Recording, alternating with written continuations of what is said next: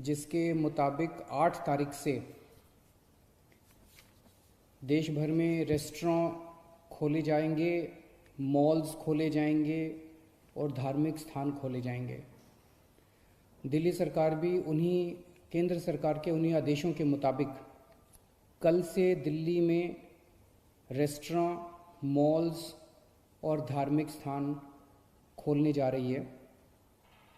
लेकिन जब ये खोले जाएंगे तो वहाँ पे सोशल डिस्टेंसिंग के क्या क्या स्टेप्स उठाने होंगे, मास्क पहनना होगा, जितने भी एहतियात बरतने के लिए केंद्र सरकार की एक्सपर्ट्स ने, केंद्र सरकार ने जो आदेश दिए हैं, उन सारे स्टेप्स को दिल्ली सरकार लागू करने जा रही है और वो ऑर्डर अभी थोड़ी देर के बाद लागू हो जाएंगे।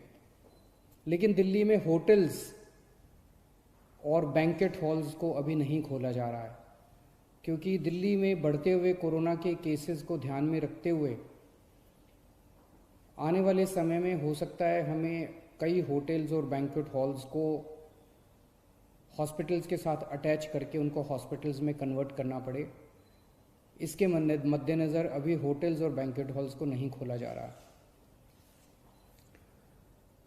धीरे धीरे हम सब लोगों ने मिलके अपनी अर्थव्यवस्था तो खोल ली, बहुत सारी ढील दे दी लॉकडाउन के अंदर। लेकिन लॉकडाउन में ढील देने का ये मतलब नहीं है कि कोरोना ख़त्म हो गया। कोरोना अभी बड़ी तेज़ी से बढ़ रहा है। इसीलिए मेरी आप सब लोगों से हाथ जोड़ के विनती है कि जो भी एहतियात बरतने के लिए 3 चीज़ें बार बार कही जा रही हैं, सोशल डिस्टेंसिंग बरतें, मास्क पहने। मैं देखता हूँ कि कई लोग घर के बाहर निकल रहे हैं बिना मास्क पहने हुए। मास्क पहन के आप किसी पे एहसान नहीं कर रहे, मास्क पहन के आप अपने ऊपर एहसान कर रहे हैं। अगर आप एहतियात बरतेंगे तो आप कोरोना से बच सकते हैं। सोशल डिस्टेंसिंग, मास्क और बार बार हाथ को धोना, ये 3 चीज़ें अपने को अच्छे से करनी है। लेकिन मेरी सबसे ज़्यादा बड़ी विनती बुजुर्गों से है। सभी बुजुर्गों से मेरी हाथ जोड़ के विनती है, आप ये मान के चले कि आपके लिए लॉकडाउन ख़त्म नहीं हुआ, अभी भी आपके लिए लॉकडाउन है और आपके लिए तो और ज़्यादा लॉकडाउन है। सख्ती से लॉकडाउन करना है। मान लीजिए आपके घर में आपके बच्चे हैं, थोड़े दिन के लिए बच्चों से इंटरेक्ट करना बंद कर दीजिए, अपने घर के अन्य सदस्यों से इंटरेक्ट करना बंद कर दीजिए, एक ही कमरे में रहिए। अगर ज़रूरत है तो एक बारी बाहर राउंड लगा आइए, लेकिन किसी के साथ भी इंटरेक्ट मत कीजिए किसी भी तरह से। बुज़ुर्ग सबसे ज़्यादा, जितनी मौतें हो रही हैं उनमें सबसे ज़्यादा बुज़ुर्ग हैं। तो मेरी आपसे, जो बुज़ुर्ग हैं और जिनको कोमॉर्बिडिटी जो कहते हैं, कैंसर है या डायबिटीज़ है या सांस की बीमारी है, इन लोगों को ज़्यादा एहतियात बरतने की ज़रूरत है। पिछले हफ्ते मैंने आप सब लोगों से एक और चीज़ है, कल से दिल्ली के बॉर्डर्स खोले जा रहे हैं। 1 हफ्ता पहले हमने दिल्ली के बॉर्डर्स सील किए थे, इसलिए क्योंकि हमें ये लग रहा था कि अगर बॉर्डर्स खोल दिए तो देश भर से जो मरीज आएंगे और दिल्ली के अस्पतालों में इलाज कराएंगे, उससे दिल्ली के अस्पताल अभी जो कोरोना का इलाज कर रहे हैं, क्या उसको बर्दाश्त कर पाएंगे, क्या उस बर्डन को बर्दाश्त कर पाएंगे। इस वजह से बॉर्डर्स को सील किया गया था। कल से दिल्ली के बॉर्डर्स को खोला जा रहा है। साथ ही अभी कैबिनेट की मीटिंग हुई और ये निर्णय लिया गया है कि पिछले हफ्ते हमने दिल्ली के लोगों से पूछा था, हमने दिल्ली के लोगों के सामने ये प्रश्न रखा था, हमने दिल्ली के लोगों से ये पूछा था कि अभी तक कोरोना होने तक, मार्च के महीने तक दिल्ली के सारे अस्पताल पूरे देश के लोगों के लिए खुले रहते थे। दिल्ली के लोगों ने कभी अपने देश के लोगों का इलाज करने से मना नहीं किया। किसी भी वक्त हमारे दिल्ली के सारे अस्पतालों में लगभग 60-70% मरीज दिल्ली के बाहर से, देश भर से लोग आए हुए होते थे। हमने कभी मना नहीं किया। लेकिन इस वक्त दिल्ली खुद बहुत बड़ी समस्या में है।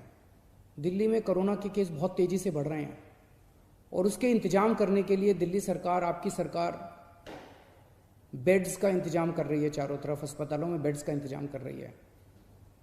ऐसी स्थिति में अगर हमने दिल्ली के अस्पताल पूरे देश के लोगों के लिए खोल दिए, तो दिल्ली के लोगों को जब कोरोना होगा तो वो कहाँ जाएंगे? इस पे हम लोगों ने जनता से विचार मांगे थे। 7.5 लाख लोगों ने अपने सुझाव भेजे और 90% से ज़्यादा लोगों का यही कहना था कि कोरोना तक, जब तक कोरोना है दिल्ली में, तब तक दिल्ली के अस्पताल केवल दिल्ली वालों के लिए रिजर्व होने चाहिए।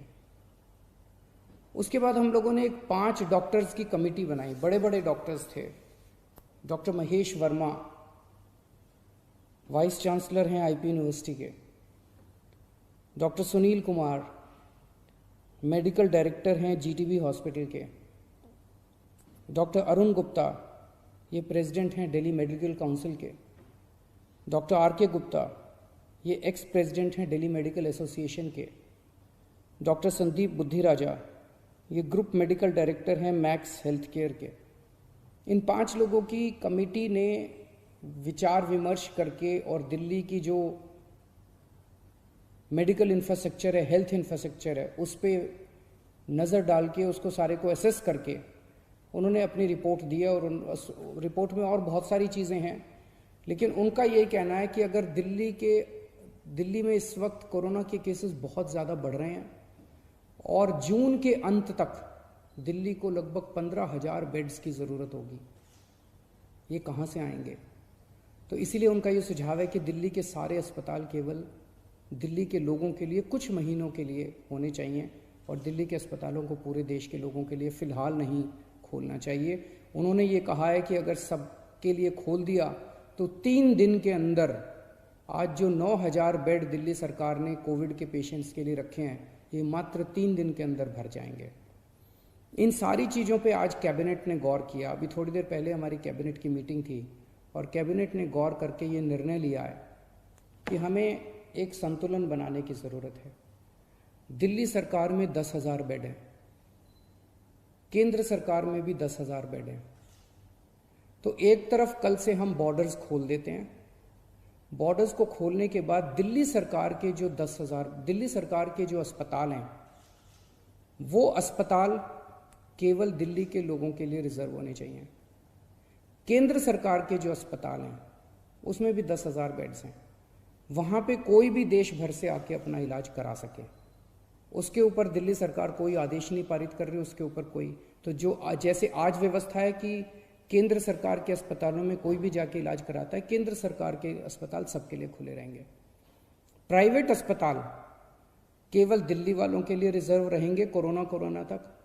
लेकिन कुछ प्राइवेट अस्पताल ऐसे हैं जो स्पेशल किस्म की सर्जरी करते हैं, जो सर्जरी बाकी देश भर में अवेलेबल नहीं है और लोगों को अपनी जान बचाने के लिए दिल्ली आना पड़ता है। जैसे ऑन्कोलॉजी सर्जरीज़ हैं, ट्रांसप्लांटेशन है, न्यूरो सर्जरीज़ हैं।